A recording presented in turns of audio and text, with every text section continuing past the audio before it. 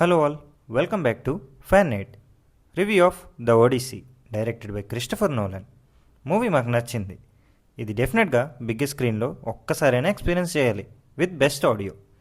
ఈ మూవీ చూసే ముందు 2004లో రిలీజ్ అయిన ట్రాయ్ చూడండి, బికాస్ స్టోరీ అక్కడి నుంచే కంటిన్యూ అవుతుంది. బేసిక్గా ట్రాయ్ మూవీకి ఇది సీక్వెల్ లాంటిది. ఈ మూవీస్ హోమర్ రాసిన ఎపిక్ పోయమ్స్ ఆధారంగా తీశారు. ద ఇలియడ్ బేస్ చేసుకుని Troy movie and the Odyssey base చేసుకుని ఈ మూవీ తీశారు. ట్రోజన్ వార్ తర్వాత ఒడిస్సస్ ఇథాకా రాజ్యానికి తిరిగి వెళ్ళడానికి ఎందుకు 10 years పట్టింది, ఆ మధ్యలో ఏం ప్రాబ్లమ్స్ ఫేస్ చేశాడు, తన సైన్యానికి ఏమైంది అన్నది బేసిక్ ప్లాట్ లైన్. పాజిటివ్స్ గురించి మాట్లాడాలంటే నోలన్కి ఐమాక్స్ కెమెరాస్తో మూవీ తీయడం కొత్త కాదు, కానీ కంప్లీట్ మూవీ తీయడం ఇదే ఫస్ట్. అండ్ అందులోని CG and green screen use చేయకుండా ప్రాక్టికల్ ఎఫెక్ట్స్తోనే మోస్ట్ ఆఫ్ ద మూవీ తీస్తారు. ఆ వర్క్ మనకు విజువల్స్లో కనబడుతుంది. ఫ్లాట్ స్క్రీన్స్లో ఈ మూవీ విజువల్స్ని ఎక్స్పీరియన్స్ చేసిన వాళ్ళు ఖచ్చితంగా గుర్తుపెట్టుకుంటారు. Next highlight sound design, top notch అసలు. లూడ్విగ్ గొరన్సన్ ఆ పీరియడ్కి తగ్గట్టు ఇన్స్ట్రుమెంట్స్ని వాడి ఫ్రెష్గా అందించారు. పర్ఫార్మెన్స్ గురించి మాట్లాడాలంటే Benny Safdie, Robert Pattinson, Zendaya, Charlize Theron, John Bernthal, Elliot Page, Himesh Patel and John లిగన్స్వో ఆల్మోస్ట్ అందరూ చాలా బాగా పర్ఫామ్ చేశారు.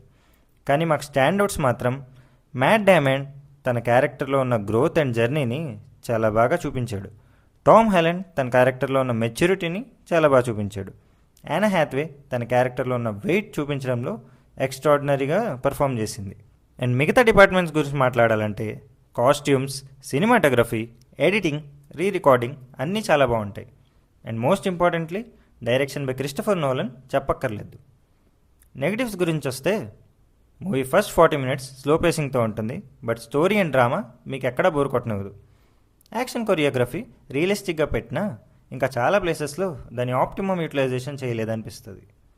కొన్ని క్యారెక్టర్స్ కంప్లీట్గా కనెక్ట్ అవ్వవు, బికాస్ ఆ క్యారెక్టర్స్ డెప్త్ చూపించే అంత స్కోప్ లేదు కాబట్టి. దానివల్ల మిడిల్ అండ్ కొన్ని పోర్షన్స్లో ఎమోషనల్ కనెక్ట్ తగ్గుతుంది. ఇవేమీ అంత నోటిసబుల్ కాదు మీకు మూవీ చూస్తున్నప్పుడు. లాస్ట్ 30 minutes డెఫినెట్గా మీకు మూవీ హై ఇస్తుంది.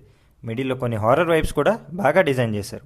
ఓవరాల్గా థియేటర్లో తప్పకుండా ఎక్స్పీరియన్స్ చేయాల్సిన మూవీ. అందులోని biggest screens like Dolby cinema, PCX, epic, IMAX and మీ దగ్గరలో ఉన్న ఫ్లాట్ స్క్రీన్స్లో చూసేయండి. అండ్ ఇదే అన్ని క్రిస్టఫర్ నోలన్ మూవీస్ లాగా అర్థం కాకుండా ఏముండదు. మా రేటింగ్ 4 stars.